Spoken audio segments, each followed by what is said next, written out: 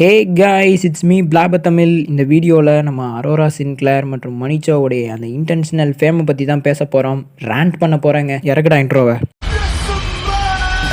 வாழ்க்கையில உன்ட டிடி காசுன்னு இல்லையடா, அது டெடிகேஷன் மாப்ள. நார்மலாகவே இந்த மாதிரி வீடியோவை நான் பேசினதே கிடையாது. மனசில் இருக்கக்கூடிய ரேண்ட்டை கொட்டிட்டேன்னா என் மனசு கொஞ்சம் அடங்கிடுமேன்றதுக்காக தான் இந்த ஒரு வீடியோவில் அக்காவுமே வந்து இன்டென்ஷனலாக தான் ஃபேம் ஆனாங்கன்றதுக்கான சில விஷயங்களை நான் பார்த்ததை வச்சு என்னோட ஒப்பீனியனை நான் சொல்ல போகிறேன். அதுக்கு உங்களுடைய கருத்துக்கள் ஒவ்வொருத்தருக்கும் மாறும். ஸோ அதை வந்து என்னவோ அதை கமெண்ட்ஸில் சொல்லுங்கள். ஃபஸ்ட்டு அரோரா அக்கா. இந்த அக்காவுக்கு அவங்களுமே சொல்கிறது என்னென்னா, நான் ஒரு உளறுவாய் ஓட்டவாய் அப்படின்னு தெரியுது. ஸோ தெரியுதுன்றப்போ எதுக்கு அந்த விஷயத்த பேசணும்? ஏன் அந்த மாதிரி எக்ஸ்போசிவாக பேசணும்? ஒரு வீடியோ ஒன்று போட்டாங்க. இந்த வீடியோவில் தான் அவங்க சேனலுக்கே ரீச் கிடச்சிதுன்னா பார்த்துக்கங்களேன். அவங்க சேனலோட சப்ஸ்கிரைபர் 50,000க்கு கீழே தான் இருந்துச்சு. இந்த வீடியோ வந்ததுக்கப்புறம் இட்ஸ் நியரிங் டு 1,50,000, கிட்டத்தட்ட 1,00,000 சப்ஸ்கிரைபருக்கு மேலவே சம்பாரிச்சிட்டாங்க. அந்த ஒரு வீடியோ ட்ரெண்ட் ஆனா அவங்க பேசுகிறத பார்த்தாலே தெரியும் உங்களுக்கே. பாருங்களேன். பலூன் ஐயோ. ஸோ அந்த வீடியோவில் அவங்க பேசுகிறதுலேயே தெரியுது அவங்க அதை வச்சு கில்ட்டாக ஃபீல் பண்ணுறாங்கன்னு. அப்போ அவங்களே கில்ட்டாக ஃபீல் பண்ணும்போது மற்றவங்க கில்ட்டாக ஃபீல் பண்ண மாட்டாங்கன்றது அவங்களுக்கு தெரிஞ்சிருக்க வேண்டாமா? ஸோ இது வந்து ஒரு லை. நம்மக்கிட்ட போய் தான் சொல்கிறாங்களே தவிர இதை வந்து ஒருத்தரை பார்க்க சொன்னேன்னு சொல்கிறாங்க பார்த்தீங்களா? அவங்க பார்த்துருப்பாங்களா என்னன்னு கூட தெரியாது. ஏன்னா நார்மலாக நம்மளே வீடியோ எடுக்கும்போது சில விஷயத்தை கட் பண்ணுறோம், கட் பண்ணாமல் விட்டுருவோம். ஆனால் இவங்க சொல்கிறது வந்து இன்டென்ஷனலாக ஃபேம் ஆகணுன்ற ஒரு மைண்ட் செட்டில் தான் இந்த வீடியோவே வந்துருக்கு. யூடியூப்பில் வந்து ஃபேம் ஆகணுதுனால ஆசைப்படுவாங்க. இதில் என்னடா தப்புன்னு கேட்டால், தப்பு அங்கே இல்லை. இந்த மாதிரி பேசி தான் ஃபேம் ஆகணுன்றது தான் தப்பு. ஒரு நல்ல விஷயத்த பண்ணுங்கள், ஃபேம் ஆகலாம். கொஞ்சம் லேட் ஆகும். உங்களுக்கு சீக்கிரமாக ரீச் ஆகணுன்றதுக்காக நெகட்டிவாக உங்களை நீங்களே போர்ட்ரே பண்ணி உங்களை நீங்களே வந்து டார்க் ஜோனு கொண்டு போயிட்டு இப்போது உங்களை வச்சு நிறைய பேர் இந்த மாதிரி மீம் போட்டு டெம்ப்ளேட்டாக யூஸ் பண்ணி உங்களுக்கு பலூன் அக்கான்னு வேறு ஒரு பட்டத்தை கொடுத்து உங்கள் நேமை தான் ஸ்பாயில் பண்ணிட்டாங்க.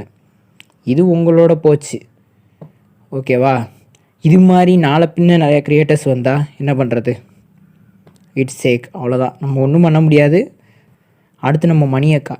இந்த அக்கா வீடியோ போட்டது கொஞ்சம் டீசெண்டாக தான் இருந்துச்சு. நார்மலாக அந்த அக்கா பாட்டுக்கு ரீல்ஸ் பார்த்துட்டு ஷார்ட்ஸ் அங்கிட்டு பார்த்துட்டு சில ஒப்பீனியன்ஸை சொல்லுவாங்க. அப்புறம் சாம்பியனை வச்சு கூட சில வீடியோஸ் எல்லாமே போட்டாங்க. அதெல்லாம் கொஞ்சம் பார்க்குறதுக்கு ரசிக்கும்படியாகவும் நல்லாவே இருந்துச்சு. நார்மலாக தான் பேசிகிட்டு இருந்தாங்க.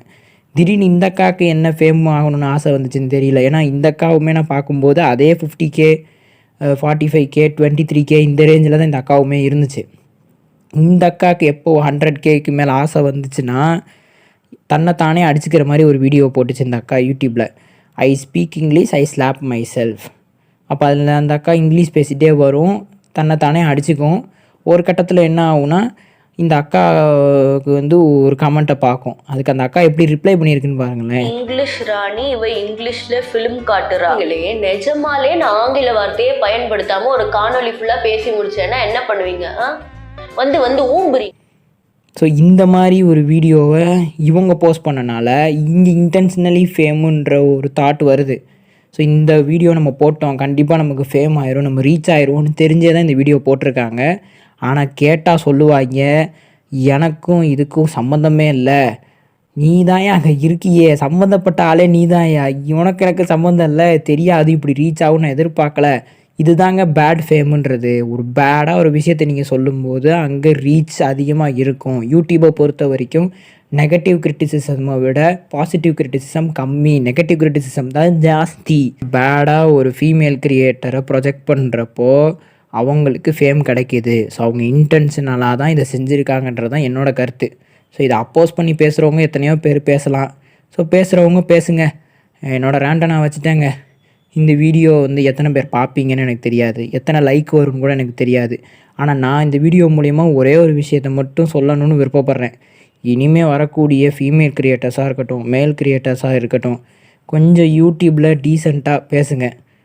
இன்டீசெண்டாக தான் பேசுவேனாலும் பேசுங்க, தப்பு இல்லை. ஆனால் அது உங்களை பாதிக்காமல் அந்த யூடியூப் கம்யூனிட்டியை பாதிக்காமல் இருந்தால் சரி. ஓகேங்க, இந்த வீடியோ பற்றி நீங்கள் என்ன நினைக்கிறீங்க? மறக்காமல் கமெண்ட்ஸில் சொல்லுங்கள்.